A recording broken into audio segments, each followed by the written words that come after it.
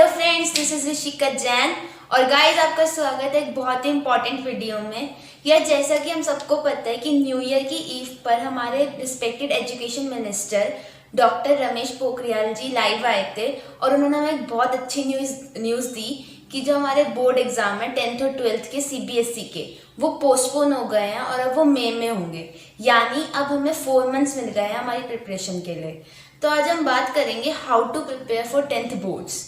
तो यार मैं सबसे पहले तो आपको ये बताना चाहूँगी that I got 97% in my CBSE boards, so I think I can tell you और advise you better. So guys, सबसे पहला पॉइंट और सबसे मेन पॉइंट एक CBSE बोर्ड्स के लिए होता है that NCERT is your Bible. यार मैंने बहुत बच्चे ऐसे देखे हैं जो मतलब NCERT तो थोरोली रीड करते नहीं हैं और बाकी अरिहंत के सैम्पल पेपर्स या फिर कोई भी एक्स्ट्रा बुक एग्ज़ाम आइडिया उनमें लगे रहते हैं। तो यार अगर आपको बोर्ड्स में एक अच्छी परसेंटेज चाहिए तो आप मानिए कि आपको NCERT की at least 3 to 4 times thoroughly reading करनी होगी यार। और अब NCERT की इम्पोर्टेंस और बढ़ गई है। क्यों? क्योंकि अब जो हमारे बोर्ड्स हैं, जैसा कि हम सबको पता ही है कि अब बोर्ड्स में कंसेप्चुअल क्वेश्चंस आएंगे रट्टाफिकेशन से ज़्यादा, जैसे हमारे असर्शन रीजन टाइप क्वेश्चंस हो गए या फिर हमारी केस स्टडी टाइप क्वेश्चंस हो गए। तो यार इन क्वेश्चंस में क्या होता है कि जो एग्जामिनर होता है वो NCERT की डायरेक्ट लाइन उठाकर उन क्वेश्चंस में दे देता है। तो अगर आपने NCERT को एटलीस्ट 3 to 4 टाइम्स पढ़ रखा होगा ना तो आपको एक कॉन्फिडेंस मिलेगा। जैसे आपके पास वो लाइन आएगी, आप देखते ही बोल दोगे कि हाँ ये उस चैप्टर की, उस पैराग्राफ की और इस टॉपिक में से लाइन है, तो फॉर श्योर आप उसका आंसर अच्छे से दे पाओगे। इसलिए NCERT बहुत इंपॉर्टेंट होती है। और नेक्स्ट बात आती है हमारे मैथ सब्जेक्ट की। मैथ सब्जेक्ट बहुत से स्टूडेंट्स का वीक होता है और बहुत मतलब वो उससे डरते हैं। तो मैं आपको यही कहना चाहूँगी, मैथ्स के लिए भी NCERT is more than enough and NCERT is your Bible. यार कभी भी बोर्ड्स के क्वेश्चन पेपर देखना, प्रीवियस ईयर क्वेश्चन पेपर भी आपको पता चलेगा NCERT में बोर्ड्स में 95% क्वेश्चन NCERT से डायरेक्ट उठ के आते हैं। और कुछ क्वेश्चंस तो ऐसे होते हैं जो मतलब उनकी डिजिट तक चेंज नहीं की होती। तो मतलब आप ये मान के चलिए अगर आपने NCERT को 3 to 4 टाइम्स सॉल्व करा है तो आपके मैथ्स में बहुत अच्छे मार्क्स आने वाले हैं। तो आप इसलिए NCERT को 3 to 4 टाइम्स पढ़िए, सॉल्व कीजिए, इससे आपको बहुत बेनिफिट मिलेगा। यार जब आपने एक बार NCERT कर लिया, आपको NCERT पे कॉन्फिडेंस आ गया कि हाँ यार NCERT मेरी हो गई है, मैंने इसे 3 to 4 टाइम्स पढ़ लिया है, और अगर आप NCERT में से कोई भी टॉपिक उठ के आएगा या NCERT से कोई भी क्वेश्चन आएगा तो मैं सॉल्व कर पाऊँगा, तो आप नेक्स्ट स्टेप पर मूव करिए। नेक्स्ट स्टेप होता है PYQs का मतलब होता है प्रीवियस ईयर क्वेश्चन पेपर। यार अगर आपको बोर्ड्स अटैम्प्ट करने हैं तो आप एटलीस्ट प्रीवियस ईयर क्वेश्चंस करिए, 5 years के कर लीजिए, इनफ होता है। क्या होता है PYQs के बहुत फ़ायदे होते हैं।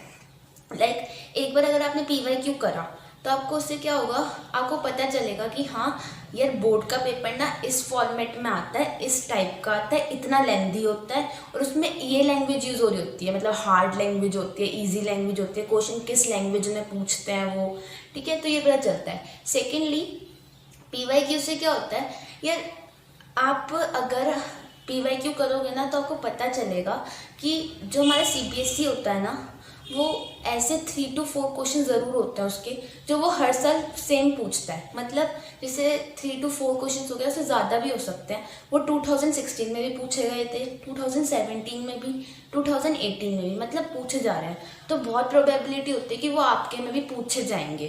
तो अगर आप PYQs कर लेते हो तो उससे आपकी ग्रिप बन जाती है कि हाँ ये क्वेश्चंस तो आने ही आना है, तो इन पे हो जाता है।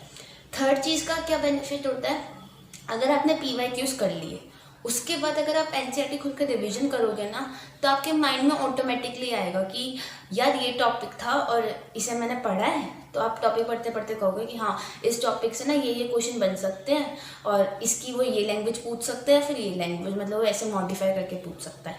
तो आपकी एक क्वेश्चन पे ग्रिप बन जाती है। NCERT की एक्सरसाइज में से नहीं होते पर कंसेप्ट ज़रूर वही होता है, बट NCERT की एक्सरसाइज में से नहीं होते, बाहर से होते हैं और उन क्वेश्चंस में से टॉपर्स निकलते हैं।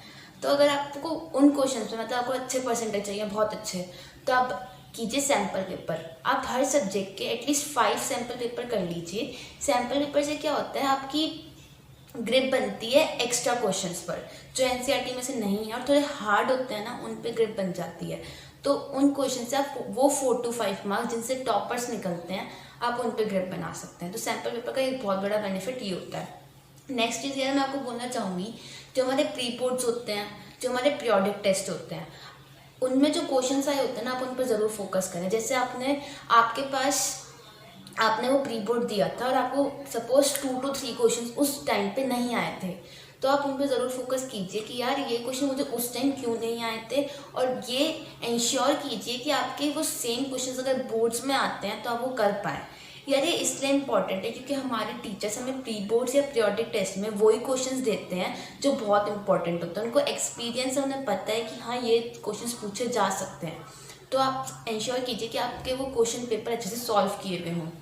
नेक्स्ट चीज़ आता है, आप अपने टीचर को अच्छे से फॉलो कीजिए। जैसे कि असाइनमेंट्स हो गए, नोट्स हो गए, जो हमें टीचर्स प्रोवाइड करते हैं उनको अच्छे से कीजिए, क्योंकि टीचर्स यार उन्हें एक्सपीरियंस, उन्हें पता है कि हाँ ये इंपॉर्टेंट टॉपिक्स है, ये इंपॉर्टेंट पॉइंट्स है और ये बच्चे को पता होने चाहिए, तो वो हमें वही प्रोवाइड करते हैं। अब नेक्स्ट पॉइंट आता है, हम बहुत होता है कि यार प्री बोर्ड के मार्क्स तो लगने नहीं है तो ऐसे ही दे देते हैं, पर आप यार प्री बोर्ड बहुत सीरियसली दीजिए। प्री बोर्ड से पता है बहुत फ़ायदे होते हैं। प्री बोर्ड से तो पता चलता है कि आपकी स्पीड क्या है। सपोज आपका प्री बोर्ड में बिल्कुल टाइम पे ख़त्म हो रहा है, मतलब बिल्कुल पॉइंट पे ख़त्म हो रहा है पेपर, या ख़त्म ही नहीं हो रहा, छूट गया पेपर, तो आपको पता चलेगा कि यार हाँ मेरी स्पीड कम है और मुझे इस पर फोकस करना है, मुझे अपनी स्पीड बढ़ानी है। और आप जब प्री बोर्ड लिखते हो तो आपको पता चलता है कि हाँ यार मैं यहाँ लैग कर रहा हूँ, इस पर इम्प्रूवमेंट करनी है। प्री बोर्ड होते ही इसलिए कि जिससे आपको पता चले कि आप कहाँ लैग कर रहे हो, कहाँ पीछे रह रहे हो, कहाँ आप स्ट्रॉन्ग हो, और फिर आप इम्प्रूवमेंट करो। सेकेंडली यार एक होता है कि हमारे पास कोई क्वेश्चन है, हमें वो अच्छे से आता है पर मैं उसको एक्सप्रेस नहीं कर पाती। लाइक मेरे पास एक क्वेश्चन आया, मेरे को पता है कि हाँ इसका आंसर ये है, पर मैं उसको लिखना नहीं जानती, मैं उसको एक्सप्रेस नहीं कर पा रही, जिसकी वजह से हमारे मार्क्स कट हो जाते हैं। तो उसके लिए आप क्या कीजिए, सबसे पहले तो अपने प्री बोर्ड्स को बहुत सीरियसली दीजिए, क्योंकि मेन यही है कि प्री बोर्ड दोगे तो पता चलेगा कि कहाँ आंसर लिखने में क्या गलती करी। सेकेंडली, जब आप एक रिवीजन करते हो या प्रैक्टिस करते हो तो उसको हर क्वेश्चन को लिख के देखो। जब आपने वो क्वेश्चन लिख लिया, गूगल पर जाओ, गूगल पे लिखो टॉपर्स की शीट, टॉपर की शीट आएगी, फिर चेक करो कि यार इसने इस तरह से आंसर लिखा हुआ है और मैंने ये आंसर नहीं, मैंने मतलब ये ऐसे नहीं लिखा हुआ, उसने वो पॉइंट्स डाले हुए थे, मैंने ये पॉइंट्स नहीं डाले हुए थे, मैच करो। तो आपको पता चलेगा कि आप उस टॉपर से कितना लैग कर रहे हो और कहाँ लैग कर रहे हो, उसे इम्प्रूव करो, इससे बहुत फ़ायदा होगा। सेकेंडली, बोर्ड्स में लिखने के लिए कुछ पॉइंट्स होते हैं। क्या होता है, जैसे बोर्ड्स होते हैं, जैसे सोशल साइंस आपका एक सब्जेक्ट है, साइंस आपका एक सब्जेक्ट है, उसमें आपको पता है कि बहुत बड़े बड़े आंसर लिखने पड़ते हैं ना, तो आप कोशिश करो, ज़्यादा से ज़्यादा कोशिश करो कि उनको पैराग्राफ में ना लिखो, पॉइंट्स में लिखो। पॉइंट्स में लिखो, मतलब अगर 5 पॉइंट तो ज़रूर बनाओ, और 5 मार्क्स का क्वेश्चन है तो 5 पॉइंट्स बनाओ, 3 मार्क्स का क्वेश्चन है तो 3 पॉइंट्स बनाओ, पॉइंट्स बनाकर लिखो। उन पॉइंट्स में भी जो कीवर्ड्स होते हैं उनको अंडरलाइन करो।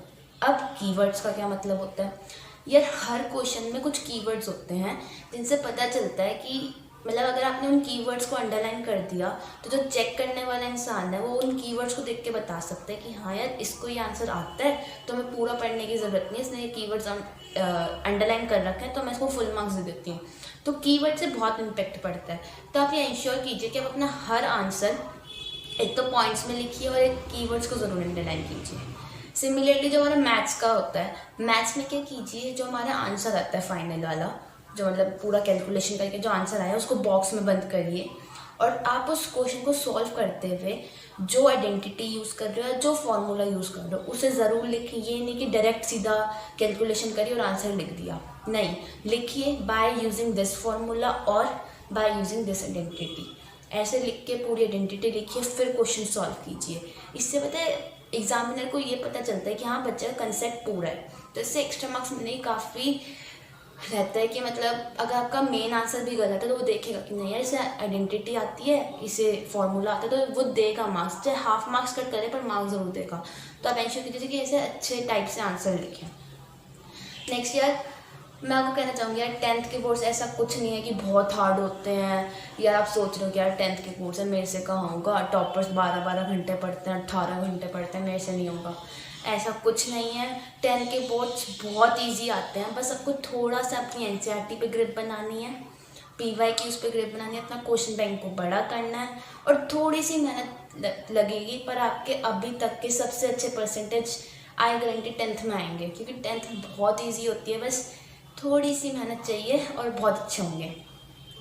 और एक लास्ट चीज़ मैं आपको कहना चाहूँगी यार, अब हमारे पास 4 मंथ्स है, तो अब ना एक अपना शेड्यूल बना लीजिए। जैसे 4 मंथ्स है, जनवरी, फरवरी, मार्च, अप्रैल, है ना, और मई में तो हमारे एग्ज़ाम ही है।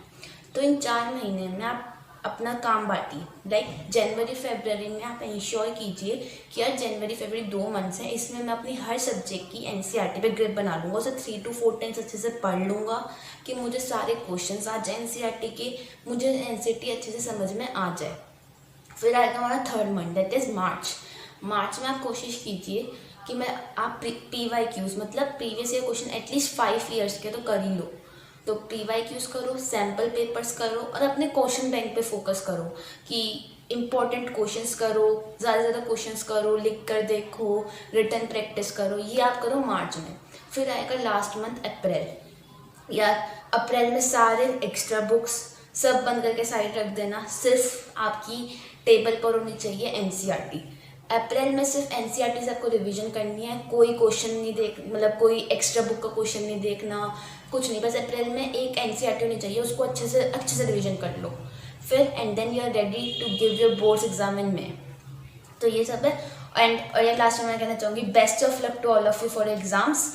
और यार अगर इस वीडियो ने आपकी थोड़ी सी भी हेल्प करी हो तो इस वीडियो को लाइक कर देना, दोस्तों से शेयर कर देना और चैनल को सब्सक्राइब भी कर देना।